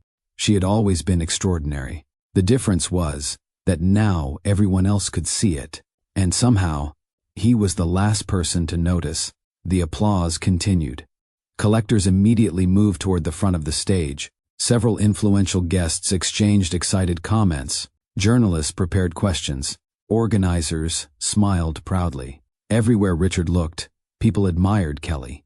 Not because of who she knew, not because of who she dated, not because of connections, because of her work, because of her talent, because of her character. For years, Richard had entered rooms expecting attention. Tonight was different. Tonight, nobody was looking at him. Nobody cared about his business. Nobody cared about his success. Nobody cared about his reputation. The room belonged to Kelly, entirely, and she had earned every second of it. The realization landed like a punch, not because he was jealous, because he suddenly understood how blind he had been. The woman standing beneath that spotlight wasn't a stranger. She was the woman who supported him before success, the woman who believed in him before investors did, the woman who stood beside him through uncertainty. And while he was busy building a company, she had been building something remarkable too, only he never looked closely enough to see it. Kelly smiled graciously as the applause continued. Her eyes moved across the audience. For a brief moment, her gaze found Richard. The distance between them felt enormous, not physical distance, something deeper. Years, choices, missed opportunities, unspoken truths. Neither looked away. For one long second, the entire history of their relationship seemed to exist inside that single glance. Then the moment passed. The audience continued cheering. The celebration continued growing. But Richard remained motionless in his seat, because for the first time in many years, he wasn't thinking about success. He wasn't thinking about status. He wasn't thinking about business. He was thinking about Kelly, and the painful possibility that he had spent years overlooking the most remarkable person in his life. While the rest of the room celebrated her achievement, Richard sat in silence, finally understanding what he had lost. The standing ovation seemed endless. Wave after wave of applause rolled through the ballroom. Collectors stood smiling. Guests exchanged emotional reactions. Journalists hurried to position themselves for interviews. Everyone wanted a closer look at the artist who had captivated an entire room. Kelly remained composed through it all. She thanked the audience. She acknowledged the organizers. She answered questions with humility. Every response reflected the same quiet confidence that had carried her through years of work. Nothing about her seemed forced. Nothing about her seemed performative. And somehow, that made her even more impressive. Richard watched from his seat, barely hearing anything around him. The room remained crowded. The event continued moving forward. People laughed. People talked. People celebrated. Yet Richard felt strangely isolated, as though he were standing alone inside a room full of people. Because while everyone else was discovering Kelly, he was discovering how little he truly knew about the woman he once loved. Several memories returned without permission. Kelly coming home excited to share good news. Kelly mentioning projects. Kelly arriving with paint on her hands. Kelly disappearing into her studio. Kelly asking him questions he barely answered. Each memory felt different now, sharper, more painful. For years he had assumed there would always be time. Time to listen, time to reconnect, time to pay attention. Now, he wasn't so sure. Nia finally broke the silence. Wow. Richard didn't respond. Nia looked toward the stage again. I honestly didn't see that coming. Neither did he. Not even close. Nia shook her head slowly. She did all of this? Richard swallowed. Apparently, the answer remained trapped inside his chest, because he wasn't sure how to explain what he was feeling. Regret, shock, admiration, embarrassment, all of it existed simultaneously. The realization was overwhelming. Kelly hadn't become successful because she left him. She had become successful because she never stopped growing. The growth had been happening the entire time. He simply wasn't paying attention. As the evening continued, guests gathered around Kelly. Collectors introduced themselves. Journalists requested interviews. Gallery representatives wanted meetings. One conversation became another, then another, then another. Richard watched from a distance. For the first time in years, he felt uncertain. Not about business, not about money, about himself, because standing there forced him to confront a difficult truth. He had spent years measuring success through numbers, revenue, growth, recognition, influence. Kelly's success came from something entirely different. Discipline, authenticity, purpose, character. The contrast was impossible to ignore. For nearly 20 minutes, Richard remained where he was, watching, thinking, remembering. Finally, Kelly's crowd began thinning, not completely, but enough. Enough for a conversation, enough for a moment, enough for a chance. Richard took a deep breath, then started walking. Every step felt heavier than expected. His confidence usually came naturally. Not tonight.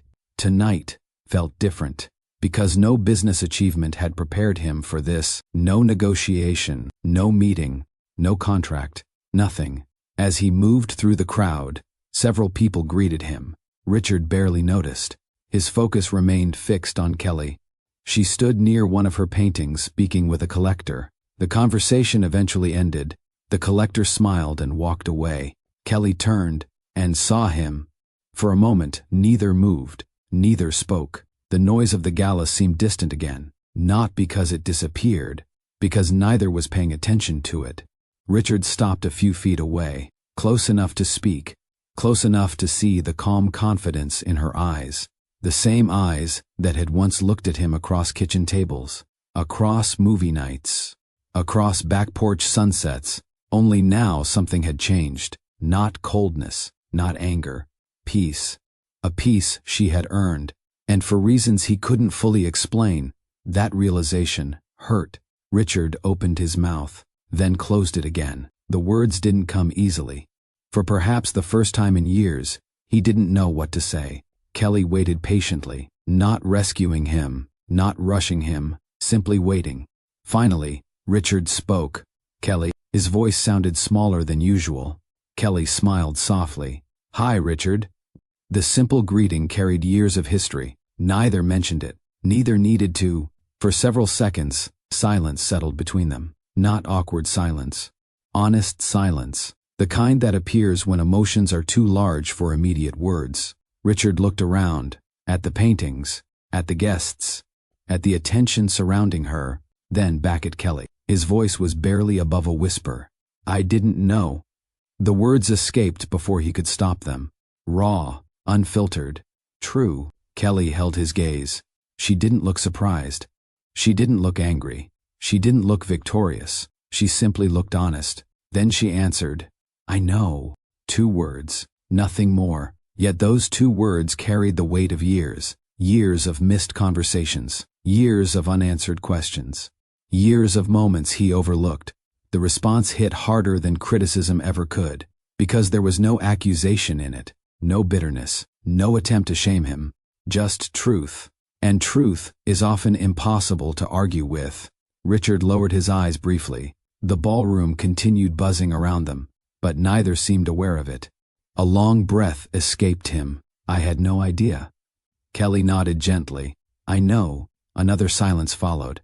This one longer. Richard searched for something meaningful to say, something capable of explaining everything. Nothing came, because there was no explanation, no excuse, no clever answer, only reality. Eventually, he looked at one of the paintings nearby, then another, then another. His expression softened. "These are incredible." Kelly smiled. "Thank you. You did all of this." It wasn't really a question. Kelly laughed softly. "A little at a time." A little at a time. The word struck him, because that was exactly how she had supported him years earlier. One day at a time, one challenge at a time, one sacrifice at a time. He suddenly understood something he should have understood long ago. Great things rarely appear suddenly. They grow quietly, often while nobody is paying attention, especially the people closest to them. Richard rubbed the back of his neck, a habit he hadn't displayed in years. Kelly remembered it immediately. He only did that when he felt uncomfortable. For a brief second, neither spoke. Then Richard asked the question that had been haunting him all evening. "How long?" Kelly knew exactly what he meant. "Years." The answer landed heavily. Years, not months, not recently. Years. The realization forced him to revisit countless memories. Moments when she tried to share pieces of her life. Moments he rushed through. Moments he dismissed without understanding their importance. The regret became unavoidable, not dramatic, not theatrical, deep, the kind that settles quietly inside a person. Kelly noticed the change in his expression. She understood what he was feeling. And strangely enough, she felt compassion, not satisfaction, compassion. Because despite everything, she remembered the man Richard used to be, the man who once believed in hard work, the man who once sat nervously in a small office chasing impossible dreams. That version still existed somewhere inside him, at least she hoped so. For several moments, they simply stood together. No arguments, no blame, no confrontation, only honesty. Perhaps that made the moment even more powerful. Because both of them understood something. The issue had never been talent. Kelly always possessed that. The issue had never been potential. She always possessed that too. The issue was attention. And attention cannot be replaced once it's gone. If you've made it this far into the story, take a moment to like this video, subscribe to Mr. Obama Stories, and leave a comment below. Have you ever realized too late how valuable someone was? I'd love to hear your thoughts. Back in the ballroom, Richard looked around one final time. At the paintings, at the audience, at Kelly, and for perhaps the first time in many years, he saw everything clearly.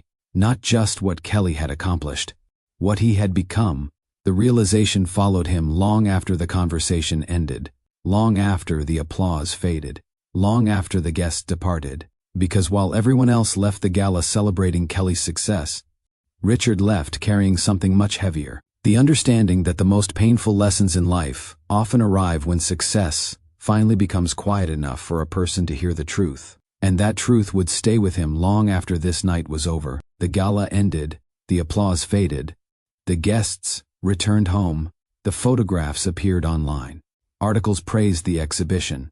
Collectors continued discussing Kelly's work. But for Richard, the most important part of the evening had nothing to do with art. It was the conversation, a simple conversation, a few words. I didn't know. I know. Those words followed him everywhere. For days afterward, they echoed inside his mind. During meetings, during phone calls, during quiet moments. Even when he tried focusing on business, his thoughts drifted elsewhere. Back to the ballroom, back to Kelly, back to everything he had failed to see. One morning, Richard arrived at his office earlier than usual. The building was still quiet. Most employees hadn't arrived yet. Normally, he enjoyed those moments. They helped him think. This morning felt different. He sat behind his desk and stared through the window. The city below moved as it always had. Traffic, pedestrians, routine. Yet something inside him had shifted. For years he had measured progress through growth charts and financial reports. Now those things felt strangely incomplete, because no amount of professional success had prepared him for the realization he experienced at the gala. He had spent years building a business, and neglected pieces of himself in the process. That truth wasn't comfortable, but it was necessary. Several days later, Richard met Nia for lunch. The atmosphere felt different immediately. Not tense, just different. Nia noticed it too. She stirred her drink and looked across the table. You've been quiet lately. Richard nodded. A little. A little? Nia laughed lightly. You barely say 10 words. Normally Richard would have smiled. Normally he would have found an easy response. This time he didn't. Nia studied him for a moment. Then her expression softened. This is about the gala, isn't it? Richard looked down briefly, then back up. Partly. The answer was honest. Perhaps more honest than he had been in a long time. For several seconds, neither spoke. Then Richard took a breath. The kind people take before saying something difficult. Nia. She immediately understood. Not every detail, not every reason, but enough. Her smile faded. The silence between them grew heavier. Richard looked directly at her. This isn't fair to either of us. Nia lowered her eyes. For the first time since meeting her, Richard wasn't speaking from ego, wasn't speaking from convenience, wasn't speaking from distraction. He was speaking from clarity, and clarity often arrives after painful lessons. The conversation wasn't dramatic. No raised voices, no accusations, no scenes, just two adults acknowledging reality. When they finally stood to leave, both understood the chapter had ended. Nia offered a small nod. Richard returned it. Then they walked in opposite directions. For the first time in years, Richard wasn't chasing attention. He was trying to understand himself. That process proved much harder. Weeks passed. Gradually, Richard began making changes. Not public changes, personal ones. The most important kind.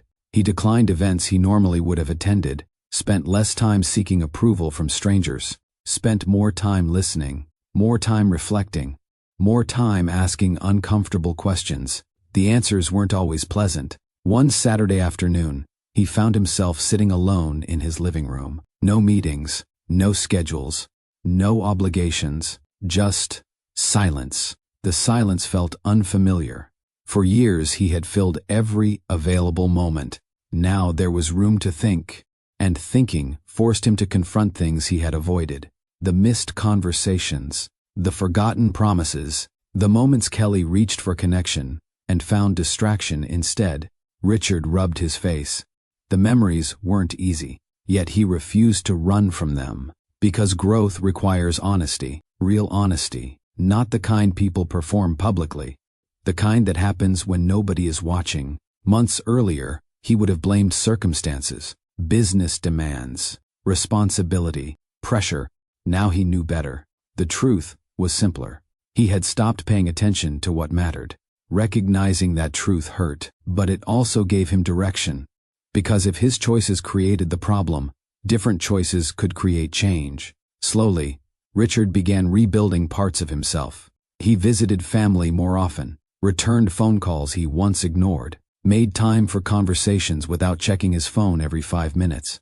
The changes seemed small. They weren't. Small habits eventually shape character, and character was exactly what Richard needed to rebuild. One evening, he found himself standing outside Kelly's studio.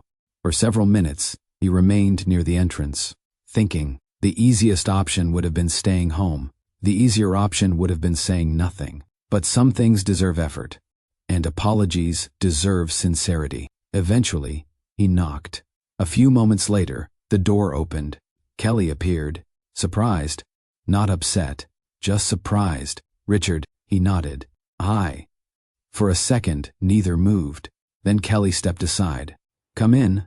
The familiar scent of paint filled the room. Richard looked around, seeing the space differently now, really seeing it. The work, the dedication, the years of effort, everything he once overlooked.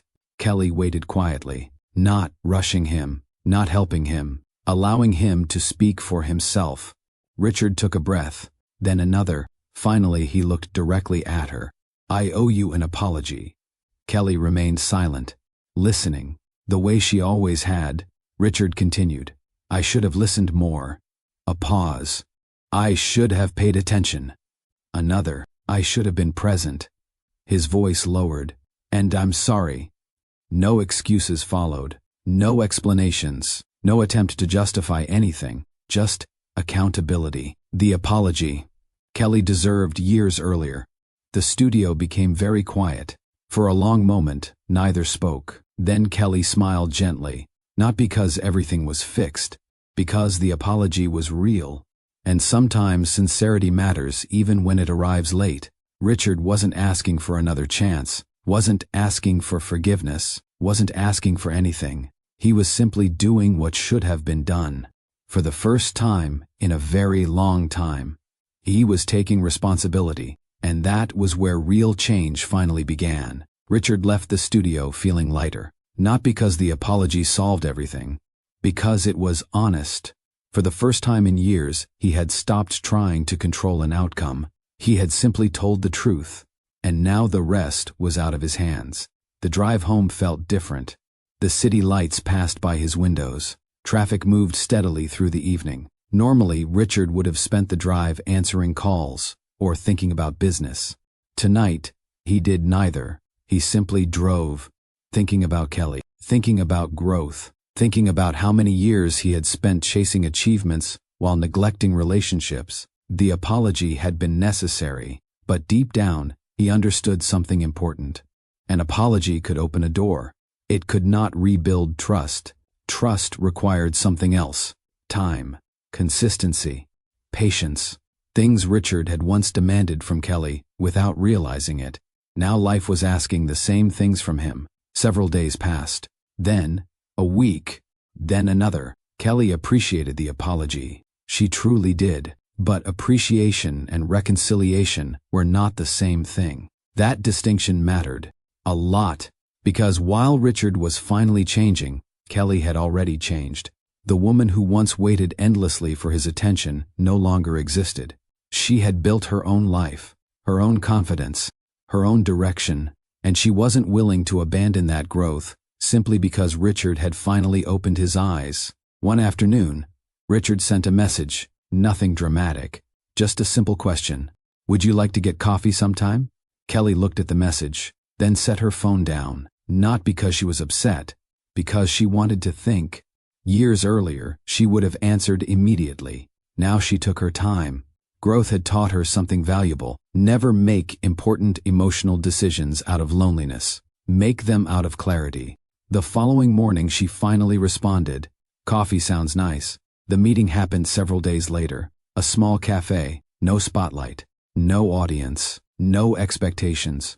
Just two people sitting across from one another. For a few moments, the conversation felt awkward. Not uncomfortable, simply unfamiliar. Both were trying to figure out what this new version of their relationship looked like. Richard smiled. "I wasn't sure you'd come." Kelly laughed softly. "I considered making you wait." Richard nodded. "Fair." Both laughed. The tension eased slightly. The conversation moved naturally from there. Work, life, recent experiences, nothing overly emotional, nothing forced, and strangely enough, that helped, because neither was trying to recreate the past. They were simply learning how to talk again. When the conversation ended, Richard walked to his car with a small smile. Not because they were back together. They weren't, because progress had finally begun. Real progress. The kind built slowly. Weeks turned into months. Their friendship returned first. Not romance. Friendship. And perhaps that was exactly what needed to happen. The strongest part of their original relationship had always been their friendship. Before the struggles, before the distance, before the mistakes, they genuinely enjoyed one another's company. Now they were rediscovering that foundation. One conversation at a time, one shared laugh at a time, one honest moment at a time. There were no grand gestures, no dramatic speeches, no attempts to rush the process. Richard understood something now that he hadn't understood before. People are not prizes. Relationships are not rewards. Trust cannot be demanded. It must be earned. Again and again. Kelly noticed the changes, not because Richard talked about them, because she saw them. When they met for coffee, he listened, actually listened. When she spoke about upcoming projects, he asked questions, real questions. Questions that showed interest. Questions that required attention. The difference was impossible to miss. One afternoon they sat together outside a cafe overlooking a quiet street. Kelly was describing a future exhibition opportunity. Several months earlier, Richard would have nodded while checking messages. Now, his phone remained untouched on the table. Kelly noticed immediately. Richard didn't. That was what made it meaningful. The habit had changed. Not for appearances. For real. At one point, Kelly paused. Richard looked up. What? She smiled. Nothing. No. What? Kelly shook her head. You listened to everything. Richard laughed. I should hope so. You'd be surprised. The joke carried history. Both understood it. Richard looked down briefly, then smiled. Yeah.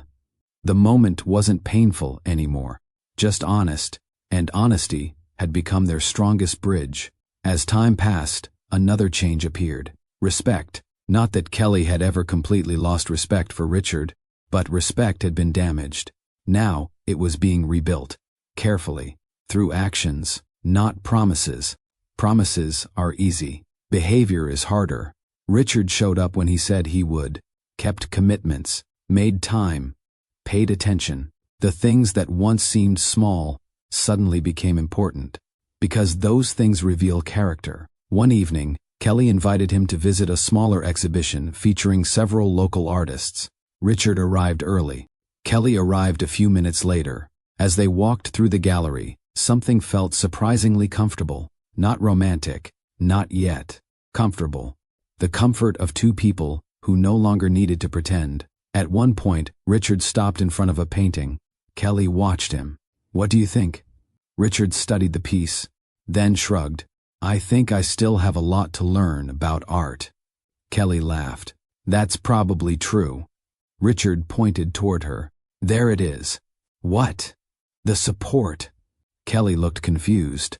The support? You managed to insult me and encourage me at the same time. Kelly burst into laughter. A genuine laugh. The kind he hadn't heard in years. Richard found himself laughing too. For a moment, neither thought about the past. Neither thought about mistakes. They simply enjoyed the moment. And that felt surprisingly significant. Because healing isn't always dramatic. Sometimes healing looks like laughter returning where tension once lived. Months earlier, Richard believed the solution was getting Kelly back. Now he understood something different. The goal wasn't reclaiming a relationship. The goal was becoming the kind of person capable of sustaining one. That realization changed everything. And perhaps the biggest surprise of all was this.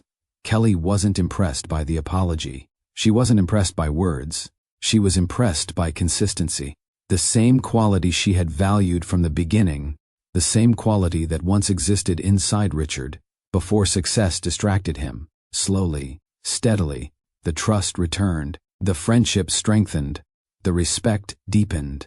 Neither knew exactly where the journey would lead, Neither felt pressured to define it. For the first time in years, they weren't forcing the future. They were allowing it to develop naturally. And sometimes the strongest relationships are rebuilt that way, not through urgency, through patience, not through promises, through proof.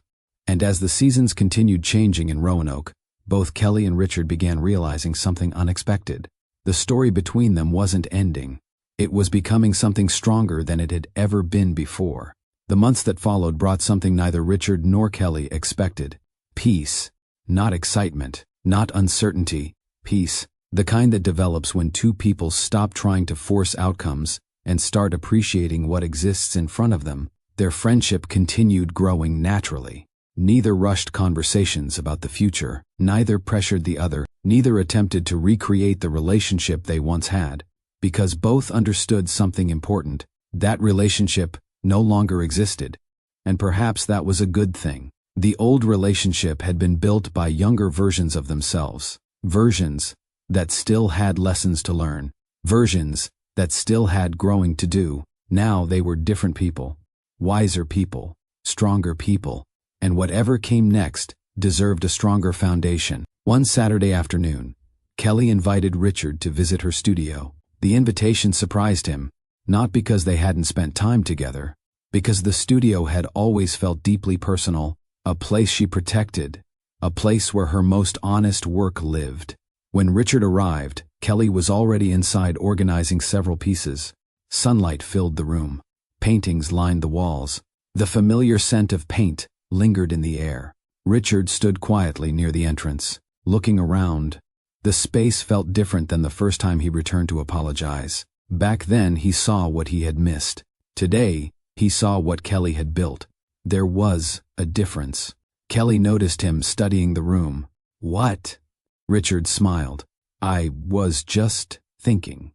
Dangerous activity. The response made him laugh immediately.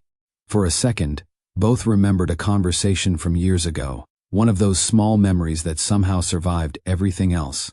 Kelly smiled. "See, I remember things. You remember too much." "That's probably true." Both laughed. The ease between them felt natural now. Not forced, not fragile, natural. A few minutes later, Kelly showed him several recent pieces she had completed. Richard took his time. He asked questions, listened carefully, studied details, and something remarkable happened. Kelly enjoyed explaining the work, not because she needed validation, because she felt heard. The difference mattered. At one point, Richard paused in front of a painting he hadn't seen before. The image carried a sense of calm, hope, resolution. Richard looked at it for several moments, then quietly asked, "When did you paint this?" Kelly glanced toward the canvas. "Recently." Richard nodded. "It feels different." Kelly smiled. "It is." He looked back at the artwork, then at her. "Why?" Kelly considered the question, then answered honestly. "Because I finally stopped carrying things that didn't belong to me." Richard understood immediately. Neither needed additional explanation. Some lessons arrive through hardship, others arrive through healing. Kelly had experienced both. As the seasons continued changing, they spent more time together. Coffee became lunch. Lunch occasionally became dinner. Conversations became longer. Laughter became easier. Trust continued growing. And somewhere along the way, something familiar quietly returned. Not all at once, not dramatically. Love. A different version of love. A healthier version. One built on honesty rather than assumptions. One built on respect rather than expectation. One built on attention rather than convenience. Neither announced it. Neither planned it. It simply happened. The same way sunlight gradually fills a room. One evening they sat together outside a small cafe after dinner. The streets were calm. The air felt comfortable. For several moments, they simply enjoyed the silence. Then Kelly looked at him. "You've changed." Richard smiled. "I hope so." "I'm serious." "I know." Kelly studied him carefully, the way she always had. "I'm proud of you." The words caught him off guard. Richard looked away briefly, then back at her. "That means a lot." Kelly nodded. "I know." The familiar response made both of them laugh. But this time, the words carried something different. Not sadness, warmth, a shared understanding. Months later, another major exhibition opened. This one felt different from the gala. No mystery artist campaign, no secret reveal, no emotional shock, just art, just appreciation, just people gathering to celebrate creativity. Kelly invited Richard to attend with her, not as a guest, not as an obligation, as a partner. The invitation meant more than either of them said aloud. The evening arrived, the gallery filled with visitors. Guests moved between exhibits. Conversations echoed softly through the building. Kelly and Richard walked together through the exhibition. No cameras followed them. No reporters interrupted them. No attention demanded their focus. And somehow, that made the evening perfect. Because neither needed an audience, they simply enjoyed being present. At one point, they stopped before a painting that had become one of Kelly's most admired works. Several guests stood nearby discussing it. Richard listened quietly, then smiled. "You know something?" Kelly glanced at him. "What?" "You were always the artist." Kelly laughed. A real laugh. The kind that came from deep happiness. "And you were always stubborn." Richard placed a hand over his heart. "That feels unnecessary." "It's accurate." "I disagree." "You would." They laughed together. The sound felt effortless, comfortable, earned. For several seconds, neither spoke. Then they continued walking through the gallery, side by side, exactly where they were supposed to be. Not because life had been perfect, because they learned from it. The truth was simple. Richard's greatest lesson had nothing to do with business, nothing to do with money, nothing to do with status. His greatest lesson came from understanding the value of attention, the value of presence, the value of truly seeing the people who stand beside you. Kelly's lesson was different.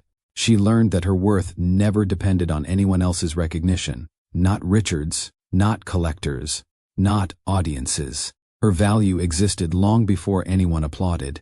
And that understanding gave her freedom. Together, they discovered something many people spend years searching for. Real love isn't built through admiration. It's built through respect, through consistency, through showing up, through listening, through choosing each other again and again. If you've enjoyed this story, don't forget to like this video, subscribe to Mr. Obama Stories, and share it with someone who needs this message today. And before you go, leave a comment below. What lesson stayed with you the most? Because stories matter, especially the ones that remind us what truly deserves our attention. The moral of this story is simple. Never ignore the people who believed in you before success arrived. Talent often grows quietly before the world notices it. Status may attract attention, but character earns respect. Real love requires presence, not just provision. Humility often arrives through difficult lessons. And a person's worth does not depend on someone else's recognition. Honor, discipline, respect. Those are the foundations of every lasting relationship. Because success means very little if it costs you the people who matter most. And sometimes, the greatest loss isn't losing a person. It's realizing too late how valuable they always were.